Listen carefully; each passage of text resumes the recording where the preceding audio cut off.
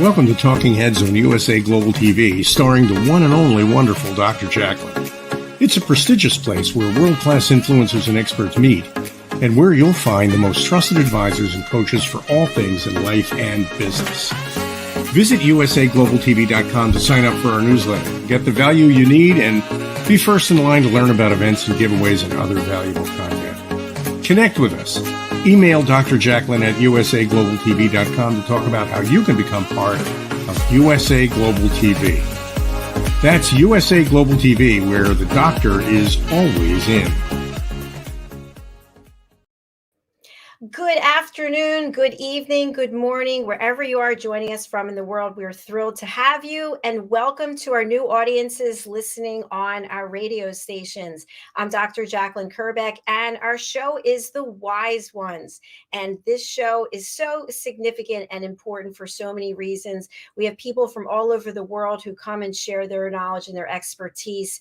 And I love sharing this screen, this stage with my dear friend. I know he has to be sick of me at this point because we have been meeting almost twice a day doing our final editing for my new book. Let's welcome him to the program, my co-host, Mr. Red O'Loughlin. Hello, Red.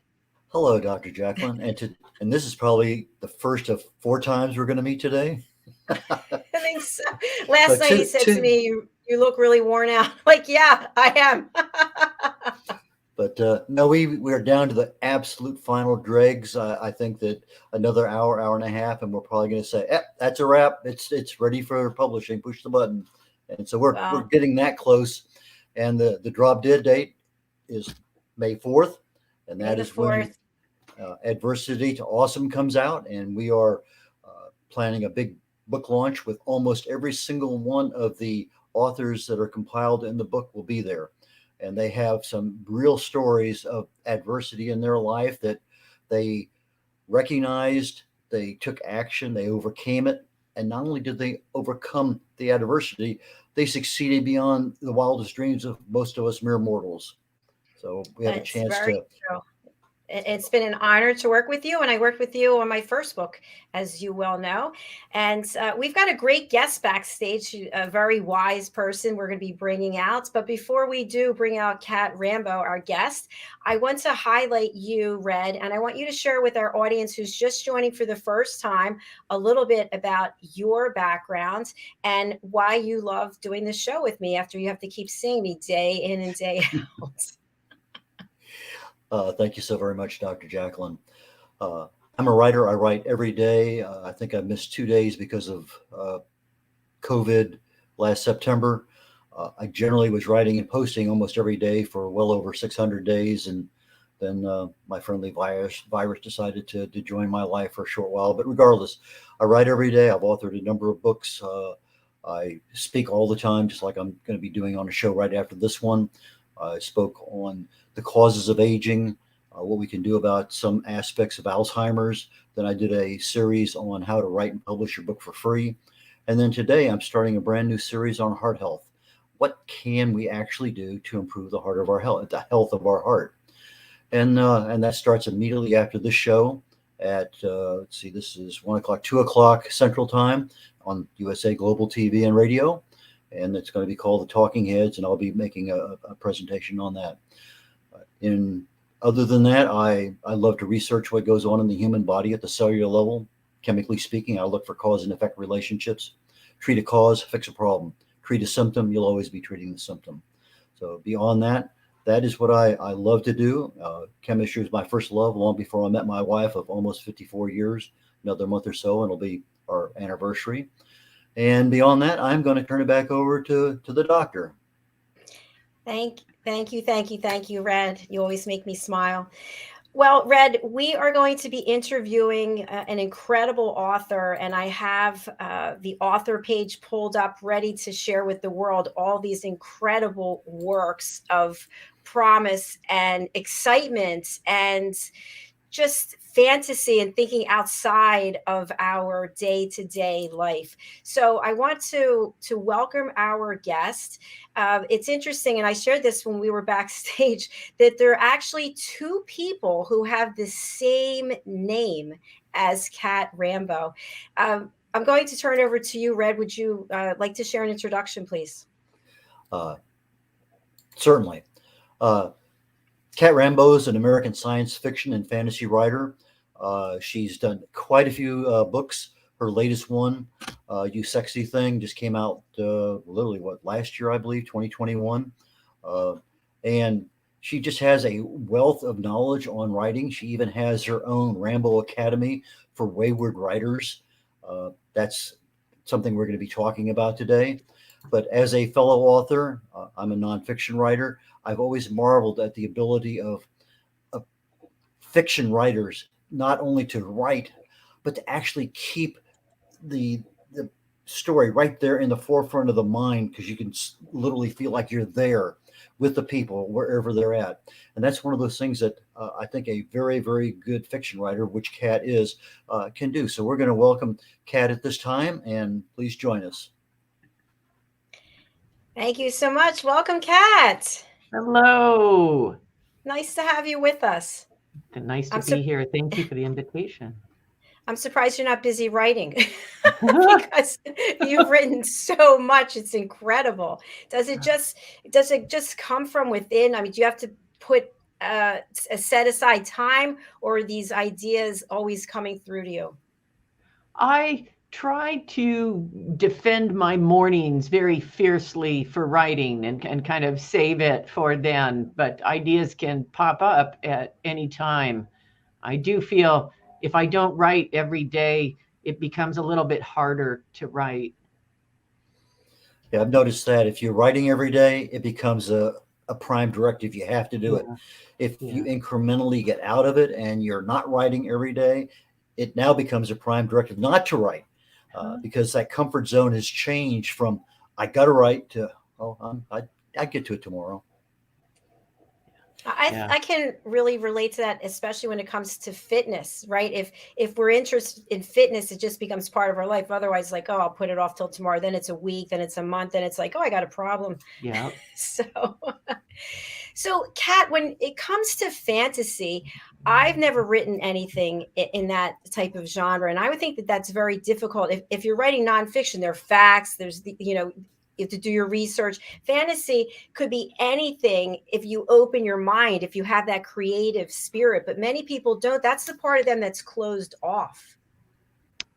I think you're absolutely right. And I think that for me, one of the things that I love about writing fantasy and science fiction is just that sense of wild creative flow where we could go anywhere.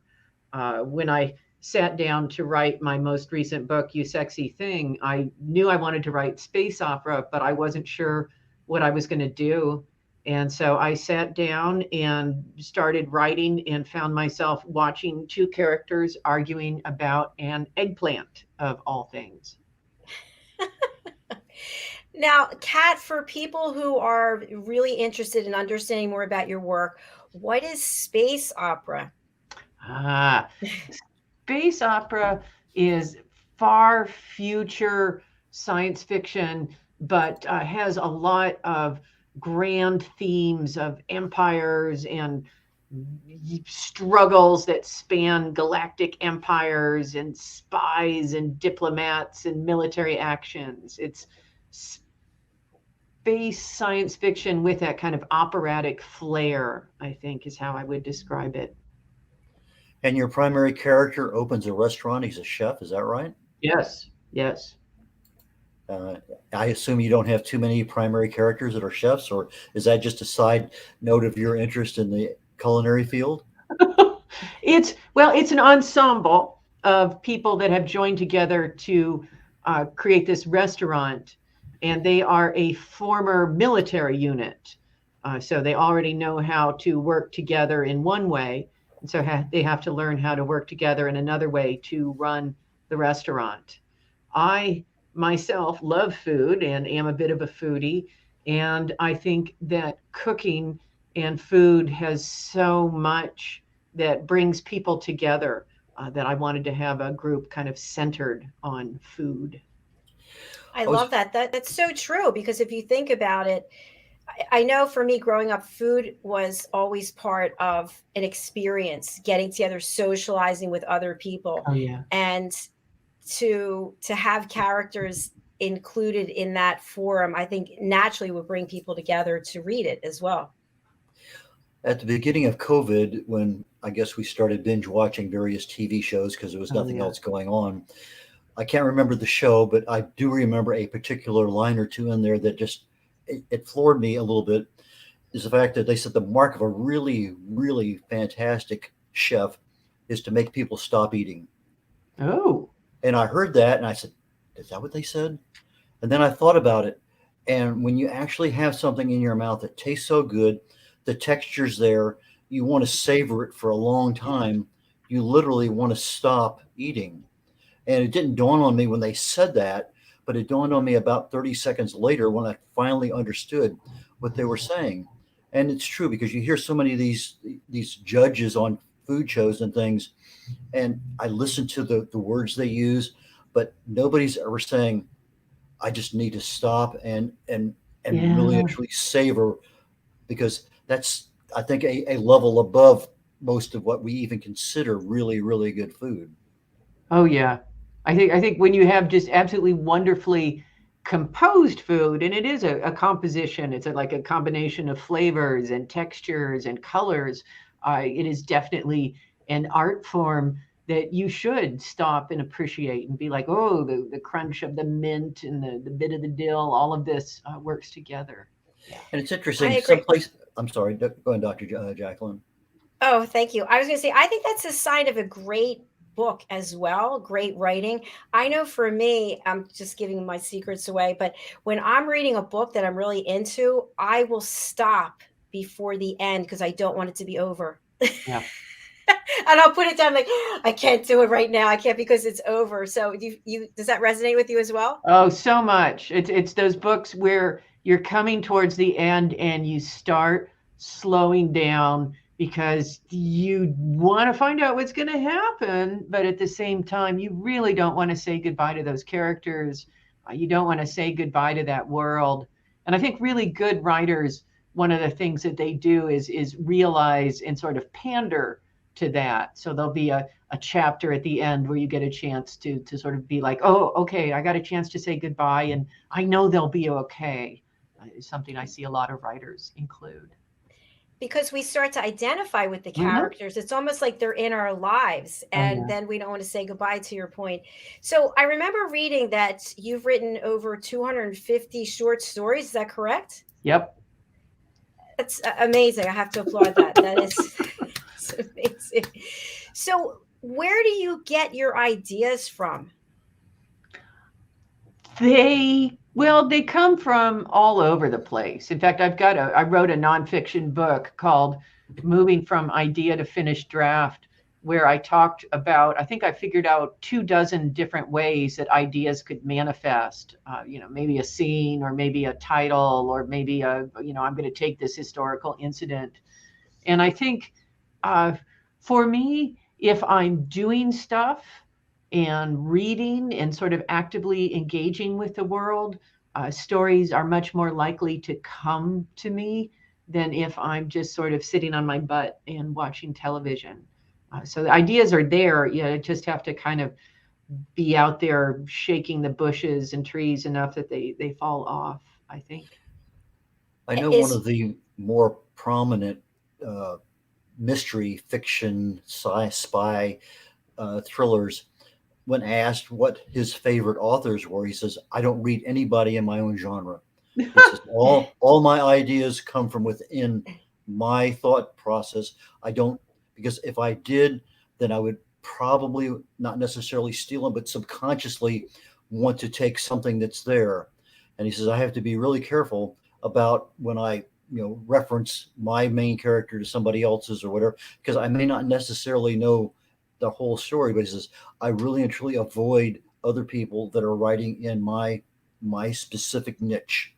And I thought that was kind of an interesting way of looking at things, because it is so easy sometimes to get, as Dr. Jacqueline said, you get wrapped up in that character or that location or that action going on, and you literally feel like you're there and part of it. And if you have that subconsciously, it's not like you're stealing from somebody, but it's not as an original thought process coming through for your own characters and action story. Yeah, I don't know. I can argue this a number of different ways. And one is I would hate to constrain my reading because I love to read and I love to read fantasy and science fiction. And I would be really genuinely sad to give that up. I think that there's definitely voices that can influence you. I know one summer, my partner and I, we didn't have a television, so we read books out loud, and we read first The Adventures of Tom Sawyer and then Huckleberry Finn, which resulted in about a month where all I could produce was sort of bad Mark Twain imitations. And it was awful. I mean, it's just like Mark Twain's voice in my head. But, I also, writing, some people do love pieces of work so much that they want to write in them, and they've got fan fiction is a thing. And I think fan fiction is a different thing than professional writing because you're not getting paid for it. But I certainly don't want to denigrate that joyful urge of finding a fandom that you love and writing in it. It's just that if you want to support yourself, that's not going to be a really good way to do it. Does that make sense? Mm-hmm. Yes, that definitely makes sense. We're going to take a short break and hear from some of our sponsors, and then we'll be back with more with Red and with Cat. So stay with us here on USA Global TV and radio. Take a moment. Take a moment. Take a moment. Take a moment. Take a moment. Take a moment. Take a moment. Take a moment. Take a moment. Take a moment. Take a moment. Take a moment. Take a moment.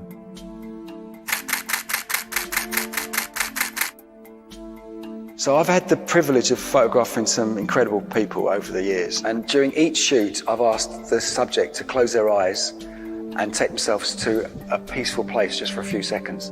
I've found that this really helps to refresh the energy between the camera and the subject. They had an energy that was quite special and quite different from the rest of the shoot. The collection grew, and now it feels the right time to use it for something good. I think it'd be amazing if we could help to raise awareness and involve people in the discussion about mental health. So what we're asking to do is for everyone to upload their own self-portraits. All of these portraits will become part of a massive artwork. I'm really excited to see this project go from hundreds of pictures to thousands of pictures. Essentially, an ever-evolving artwork that says we're all in this together. Close your eyes and take a moment.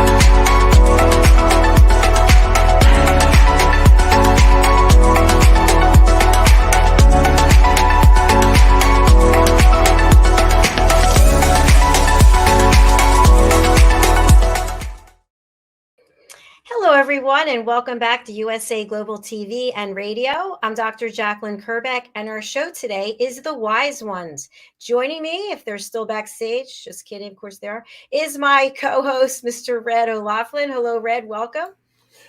Good to see you again. Nice to see you as well.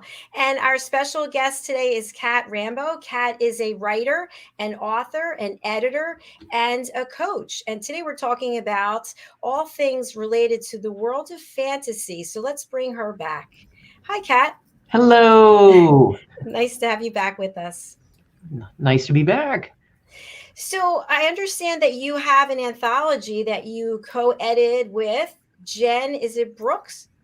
Brozak, thank you. And it's coming out next month. Can you tell us about that? Yeah, it is called The Reinvented Heart. And it is an anthology of stories of relationships in the future, not just romantic relationships, but friendships, siblings. There's a story about a pet in the future. And Shannon McGuire turned in a story about relationship between a scientist and a parasite that I think is a lot of fun. And it's the first of a series that we're doing. Right now, we're working on the follow-up book called The Reinvented Detective, which is going to be science fiction stories about crime, punishment, and obviously detectives. Well, congratulations and best wishes with that. I wanted to share with our audience all the work that you've done that's available on Amazon. So I'm just going to go over there, and then you can walk us through that if you would. Okay. All right. So that is, I've got to warn you, there's a lot of books on there because with that many short stories, I'm in a lot of anthologies. But you can see on the left-hand side there is You Sexy Thing, which is the space opera. And then if you bump over a couple, that pink book, Carpe Glitter, is the one that won the Nebula Award a couple of years ago for novelette.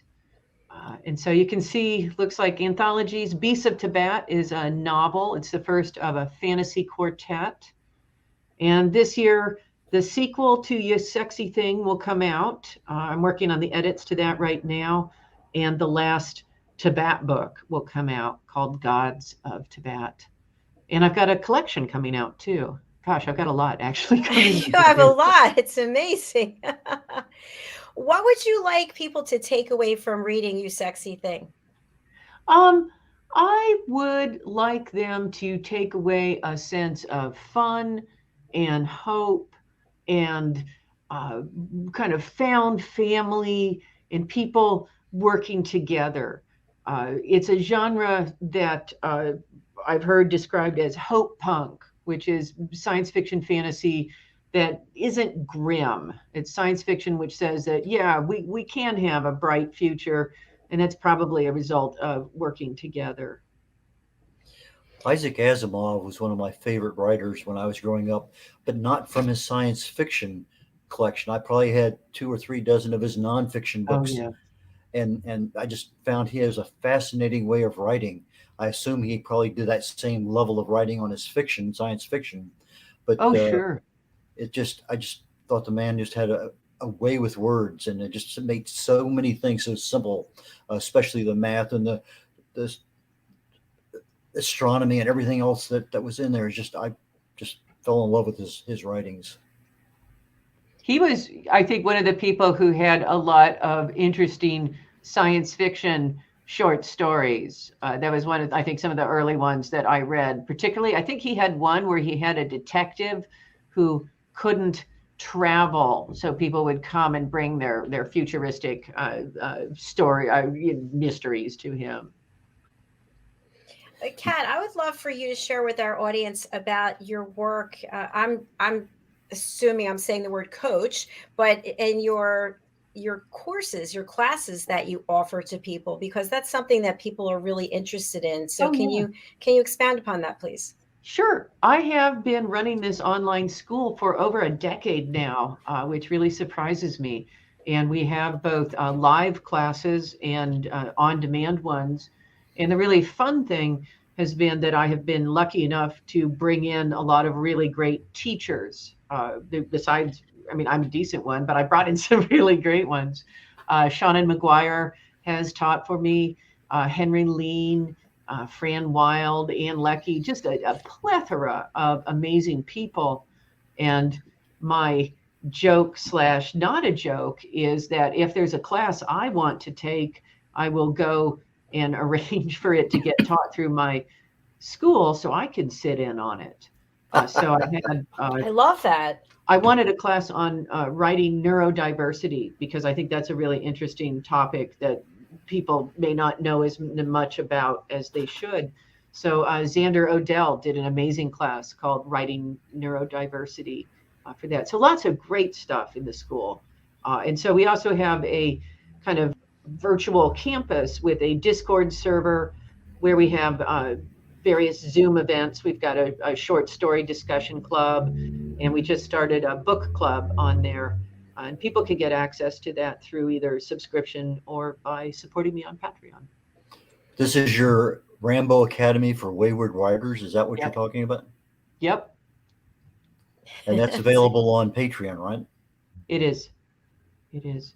And people don't have to be on Patreon to participate, though. It's across a lot of different platforms. That's an great that you interesting. shared. Yeah. Wayward Writers. How did you come up with that particular term? Because that connotates so many different things. Well, I think writers are a little wayward. They are fickle and whimsical things. And so I kind of wanted to celebrate and acknowledge that, and also to have a note that's kind of not terribly serious. I try not to take myself overly seriously. And so I wanted to kind of balance out the Rambo Academy with, wayward writers. Create some balance. I'm really curious, and both of you may know this answer, but what is the origin or the history of science fiction? Well, I could tell you one of the people that gets claimed as one of the progenitors of science fiction is Mary Shelley with her novel Frankenstein, which has one of our first mad scientists. You've also got another Mary Cavendish, writes, I think, in the 17th century, writes a wonderful book called The Blazing World, where a bunch of expedition goes actually inside the Earth and discovers a world there. I think science fiction has been around for as long as we've had ideas of scientists and the kind of the mysterious things that scientists can do. You mean Frankenstein wasn't true? No, kidding. Red, I would think with your research background, I mean, you are a researcher, that would be akin to science fiction in some ways, wouldn't it? Well, like I say, I get into the cellular level of the body. That's really where I love to look at what's happening, chemically speaking, and that to me is where my passion lies. As you've heard me talk many times on, this happens, and if you do this, that stops, and so I am really into the nonfiction end of things. I read spy novels and things like that, which probably borders on, at some level, fiction. Yeah. Just tweaked over the edge a little bit with some of the things in there. And I would say that I don't like it. It's just one of those things I've never been exposed to, like poetry. Again, no exposure. Fantasy, probably back when I was a teenager, to a little degree. But again, it was one of those things that didn't last. So for me, I have a kind of a narrow range, but I have so many things that fill in. And I go through a stack of books in a month, and then I got to go back and either buy some or go to the library and get some more. But I'm constantly, I finished a book last night and started another one. I don't let anything stop. And all of a sudden I'm out of books, and that becomes a dilemma. I'm not giving you enough work, obviously, but Obviously not. Something I just want to point out, because I think this is interesting, is what used to be science fiction is actually reality today. If we look at a lot the way technology and artificial intelligence, robots have changed our world. So therefore, when you write science fiction, you have to keep coming up with newer things, which is great because somebody's behind manufacturing, creating, making it happen. At least that's how I see it. What are your thoughts, Kat? Well, I know that's how we got cell phones. In fact, the scientist was thinking of Star Trek tricorders is why we had cell phones. And I don't know if you remember the ones that would like flip open. We're very tricorder-ish.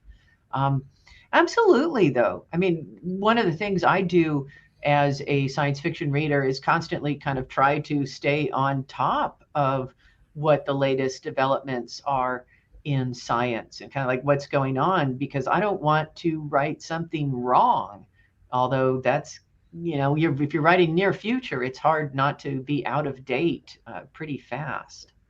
Well, I remember as a teenager, Dick Tracy was one of the number one comics that I was reading, and he had this wristwatch that had a camera. I mean, you could TV basically, and what do we have now? We have the same thing, literally. Yeah. It wasn't that many decades ago. That was literally science fiction back then, and that is way past reality today.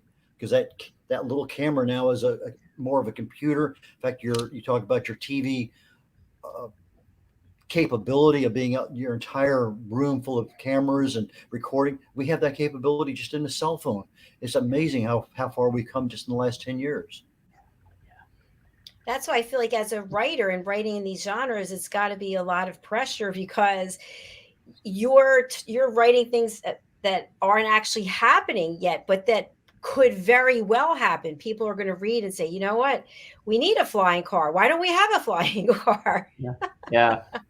Well, and I think it's particularly interesting right now because I think 2 or 3 friends that had books about pandemics that were coming out just as 2020 started, which was, I think, really interesting. And in fact, those were people who I watched to see kind of like how they were behaving and what they were doing, because I knew that they had done absolutely methodical research, particularly I had one of my friends who worked on a pandemic novel actually was like calling up the CDC, trying to figure out kind of like, well, what would cause a zombie outbreak and how fast would it spread? And it was just kind of absolutely fascinating stuff. So yeah, you have to stay on top of stuff. By the way, when your friend called the CDC, did they give that information?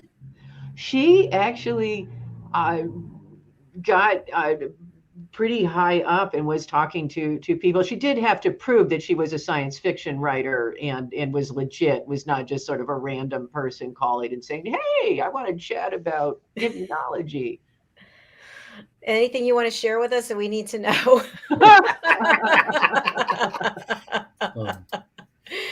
Oh my goodness. But even the books there, but the TV shows that way back when we only had the Twilight Zone or Outer Limits, there weren't very many of them.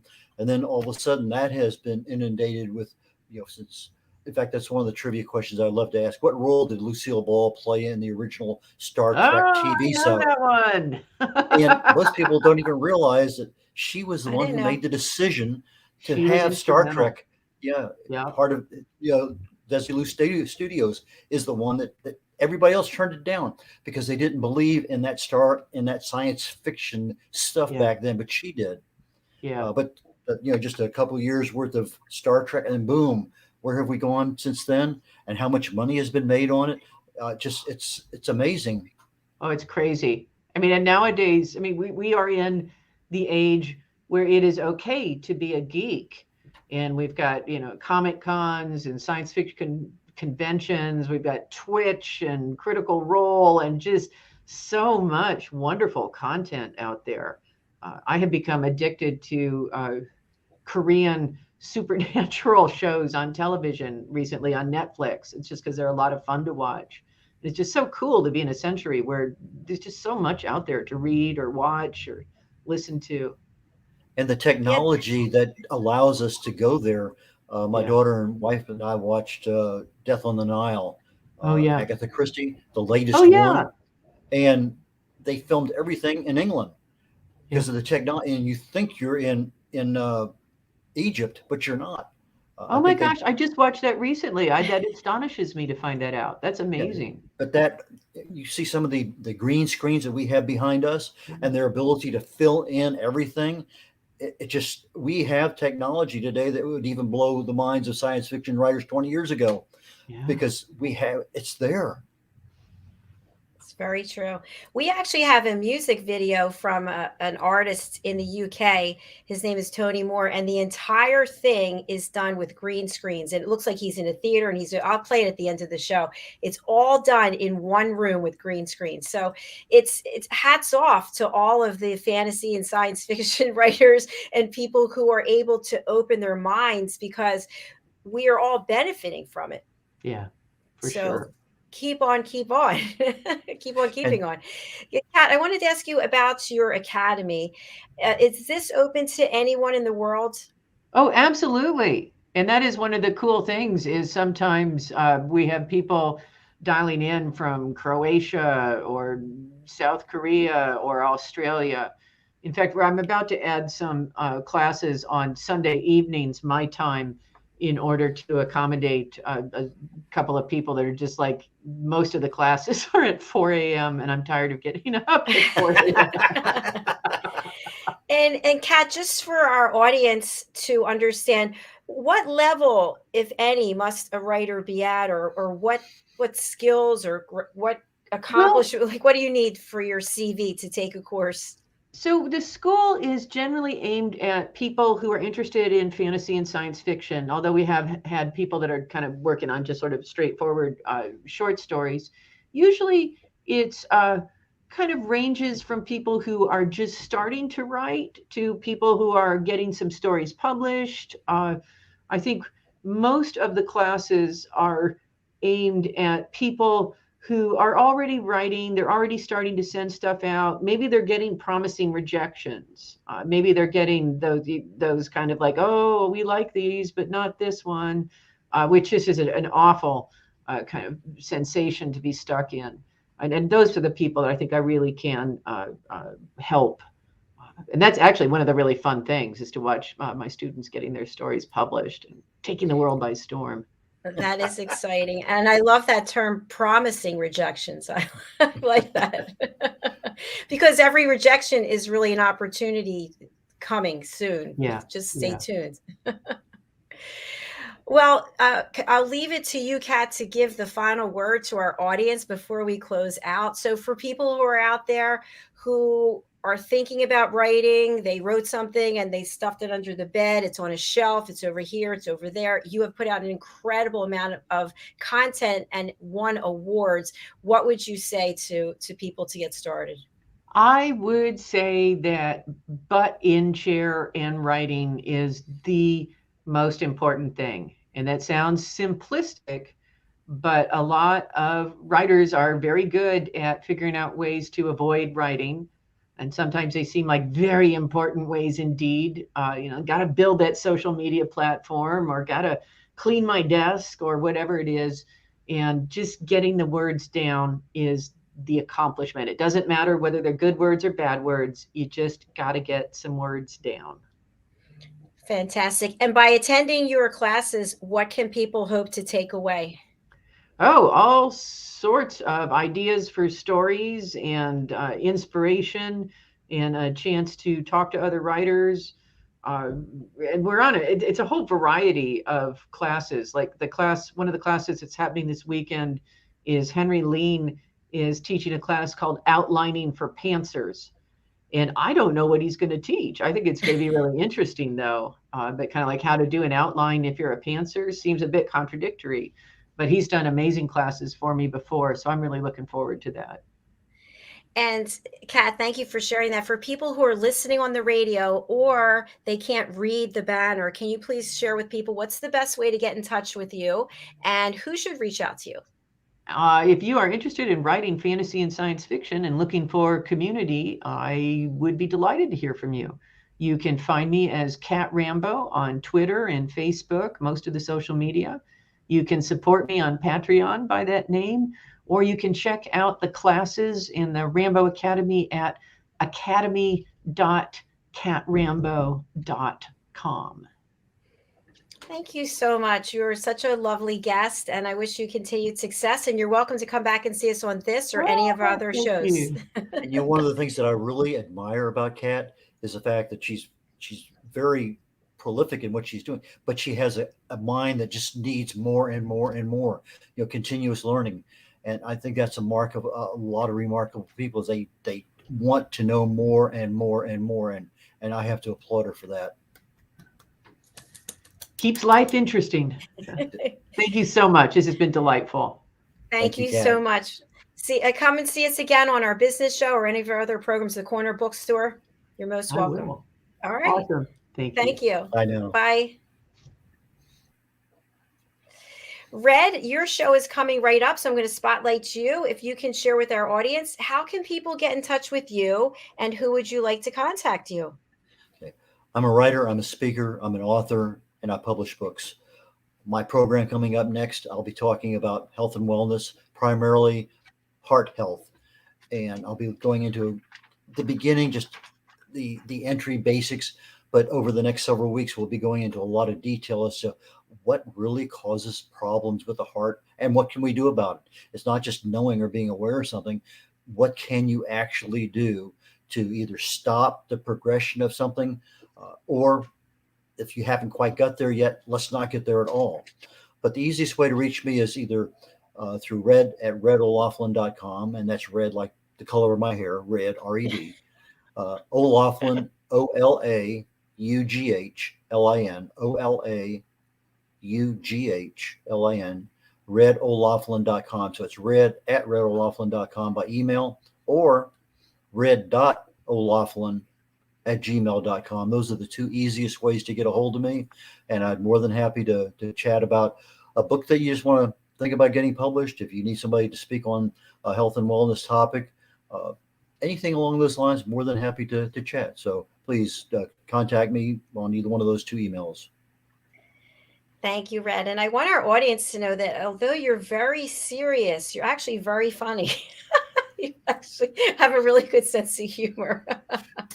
So that's our little secret that now is out, that you are very funny, funny man, and very talented. He keeps me on track. That military background that he has keeps me on point, that I know if I want to get this book published, I want it to be at a certain level, then I have to do what needs to be done. Even though I don't feel like doing it all the time, I know that he's there waiting for me on Zoom, and I have to show up and do the work. So thank you so much. Well, Dr. Jacqueline, you spend 18 hours a day standing live TV. Then we have to spend about 3 or 4 hours working on your book. I have to keep you smiling some way, shape, or form, because otherwise the eyes fall down, the head falls down.